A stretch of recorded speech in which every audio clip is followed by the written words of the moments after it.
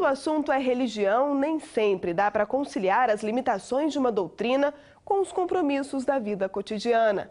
No caso dos sabatistas, os conflitos são frequentes e muitas vezes a solução só é encontrada quando o caso chega aos tribunais.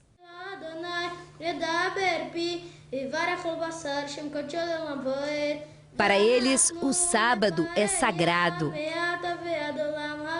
Deus está dizendo: seja fiel no sábado, seja fiel aos mandamentos, e você cavalgará sobre os altos da terra. Para judeus, adventistas e batistas, o 7º dia da semana deve ser dedicado a Deus. O ritual começa ao pôr do sol de sexta-feira e só termina ao anoitecer do sábado.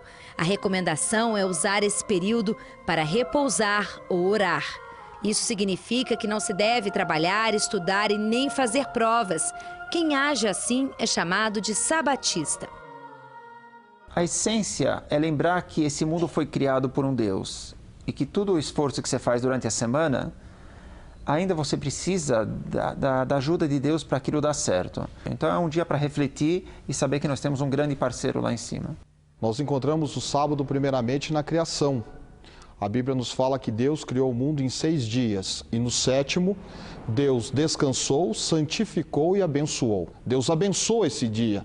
Não que os demais dias não sejam abençoados, mas este dia em especial foi abençoado por Deus.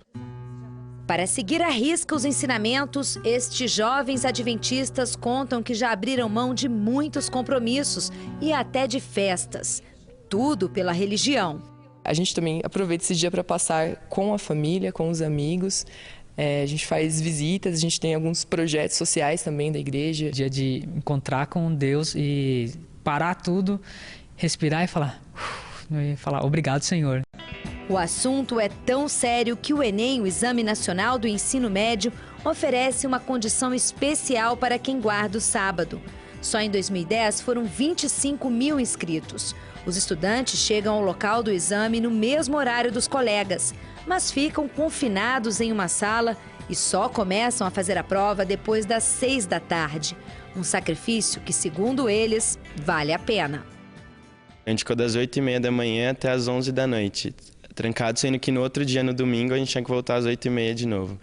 Então é bem complicado pra gente, questão de disposição. Eu não abriria mão do sábado, porque o sábado não é meu, o sábado é de Deus. Então é como quando alguém pede uma coisa emprestada para você e a coisa não é sua. Não é mesmo fácil manter a crença. Kielze, que é filha de um pastor adventista, conhece bem as restrições e as dificuldades. Uma das mais recentes apareceu logo depois do vestibular, quando ela disse à faculdade que não poderia frequentar as aulas de sexta-feira à noite. Primeiro eu fiz o requerimento e aí ele foi indeferido. Aí eu conversei com o professor da matéria, ele disse que não estava nas mãos dele decidir isso, que a universidade decidisse é o que ele faria. Ele gostaria muito de me ajudar, mas não era possível. Na maioria dos casos, o estudante consegue a liberação depois de apresentar à faculdade um documento da igreja ou da sinagoga.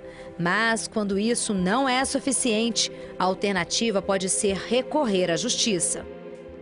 Geralmente, algumas universidades aceitam prontamente e dão esse tipo de concessão, dão oportunidade de fazer trabalhos e tal. E foi isso que eu sugeri, que eu fizesse trabalhos, pesquisas semanais. Mas, infelizmente, a faculdade não entendeu a minha situação. No Brasil, a liberdade de crença está prevista na Constituição e em tratados internacionais assinados pelo país. E foi com este argumento que a estudante procurou a justiça. O resultado não poderia ser melhor. Para o juiz que analisou o caso, a aluna pode compensar as ausências em sala de aula com trabalhos complementares. Não se trata de privilégio da aluna. Se trata, na verdade, de um direito ao direito de crença que ela possui. Agora, esse direito de crença dela tem que ser compatibilizado com a isonomia. Então, o que a instituição tem que fazer? O que prevê a lei e a Constituição? Nesses casos, tem que se oferecer uma prestação alternativa ao aluno. A família de Kielze comemora a decisão da justiça, mas a jovem estudante sabe que este foi apenas mais um obstáculo dos muitos desafios que ainda terá pela frente. Nós ficamos contentes e ficamos contentes também pela dedicação, a seriedade com que ela enfrenta ao defender princípios na vida. É muito bom viver por princípios, nós estamos felizes com isso. O fato de eu ter conseguido esse direito é muito importante para mim, porque é um direito de todo cidadão a liberdade religiosa e para mim ela consiste em poder ter o direito de faltar às aulas de sábado. Então isso é uma sobrevivência na universidade. E caso não fosse, eu escolheria a minha fé. Eu espero que a sociedade veja isso como um exemplo de que todas as religiões, todas as diferenças devem ser respeitadas e os direitos devem ser garantidos.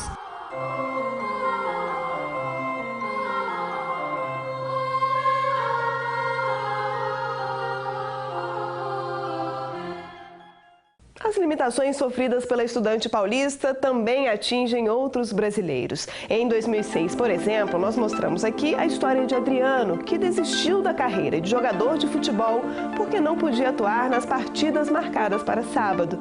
O atleta gaúcho chegou a jogar no Internacional de Porto Alegre. Esse médico pediatra também contou ao Via Legal como consegue conciliar o trabalho com as imposições da igreja. Ele até atende aos sábados, mas sempre de graça. Por exemplo, a visita aos pacientes internados, com a prescrição desses pacientes, o exame deles, as cirurgias de urgência, elas são realizadas normalmente durante o período sabático.